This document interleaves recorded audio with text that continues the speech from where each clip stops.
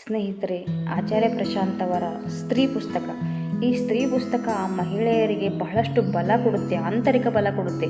ಪ್ರತಿಯೊಬ್ಬ ಮಹಿಳೆ ಈ ಪುಸ್ತಕವನ್ನು ಓದಬೇಕಾಗಿರ್ತಕ್ಕಂಥದ್ದು. ತುಂಬ ಚೆನ್ನಾಗಿದೆ. ನೀವು ಕೂಡ ಮಹಿಳೆಯರು ದಯವಿಟ್ಟು ಓದಿ ಅಂತ ಹೇಳ್ತೀನಿ.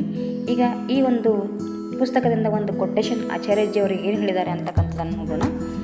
ಏನಪ್ಪ ಅಂತಂದರೆ, ಸಹಿ ಚೀज़ को सम्मान देना सीखिए, सही चीज़ को सम्मान देना सीखिए, सही व्यक्ति को सम्मान देना सीखिए और जहाँ गलत जगह पर सम्मान दे रखा है वो सम्मान वापस लेना भी सीखिए.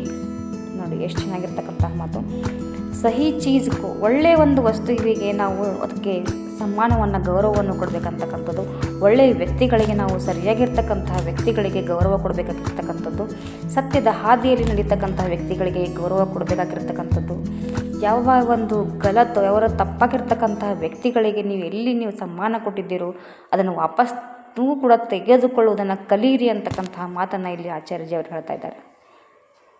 ಏನಪ್ಪ ಅಂದರೆ, ನಾವು ನೋಡಿ ಬಹಳಷ್ಟು ಜನ ತಪ್ಪಾದ ವ್ಯಕ್ತಿಗಳಿಗೂ ಕೂಡ ನಾವೇನು ಮಾಡ್ತೀವಪ್ಪ ಅಂದರೆ ಸಮ್ಮಾನವನ್ನು ಕೊಟ್ಬಿಡ್ತೀವಿ. ನಮಗಿಂತ ಮೇಲಿನ ಅಧಿಕಾರಿಗಳಿರ್ತಾರೆ, ಅವರು ತಪ್ಪಾಗಿರ್ತಕ್ಕಂಥ ಕೆಲಸಗಳನ್ನು ಮಾಡ್ತಾ ಇರ್ತಾರೆ, ಆದರೂ ಕೂಡ ನಾವೇನು ಮಾಡ್ತಾ ಇರ್ತೀವಪ್ಪ ಅಂತಂದರೆ ಸಮ್ಮಾನ ಕೊಡ್ತಾನೆ ಹೋಗ್ತಾ ಇರ್ತೀವಿ. ಆ ಸಮ್ಮಾನ ಕೊಡ್ತಾ ಇದ್ದೀವಿ, ತಪ್ಪಾದ ವ್ಯಕ್ತಿಗಳಿಗೆ ಸಮ್ಮಾನ ಕೊಡ್ತಾ ಇದ್ದೀವಿ ಅಂತಕ್ಕಂತಹ ಒಂದು ಮುಳ್ಳು ಅದರ ನಮ್ಮ ಮನಸ್ಸಿನಲ್ಲಿ ಚುಚ್ತಾ ಇರಬೇಕದು. ಏನೋ ಅಧಿಕಾರ ಇದೆ, ಕೊಡ್ತಾ ಇದ್ದೀರಿ ಪರವಾಗಿಲ್ಲ, ಆದರೆ ನಾವು ಗಲತ್ ವ್ಯಕ್ತಿಗಳಿಗೆ, ತಪ್ಪಾದ ವ್ಯಕ್ತಿಗಳಿಗೆ ನಾವು ಸಮ್ಮಾನ ಕೊಡ್ತಾ ಇದ್ದೀವಲ್ಲಪ್ಪ ಅಂತಕ್ಕಂತಹ ಒಂದು ಪ್ರಶ್ನೆ ನಮ್ಮನ್ನು ಕಾಡ್ತಾ ಇರಬೇಕು. ಆ ಒಳಗಿನ ಒಂದು ಆಂತರಿಕ ಪ್ರಜ್ಞೆ ಆದರೂ ಬರ್ತಾ ಇರಬೇಕು. ಇದೇ ಈ ಮಾತಿನ ಒಂದು ಆಶಯ ಆಗಿರ್ತಕ್ಕಂಥದ್ದು. सही व्यक्ति को सम्मान देना सीखिए और गलत व्यक्ति को जो सम्मान दे रखा है उसको वापस लेना भी सीखिए.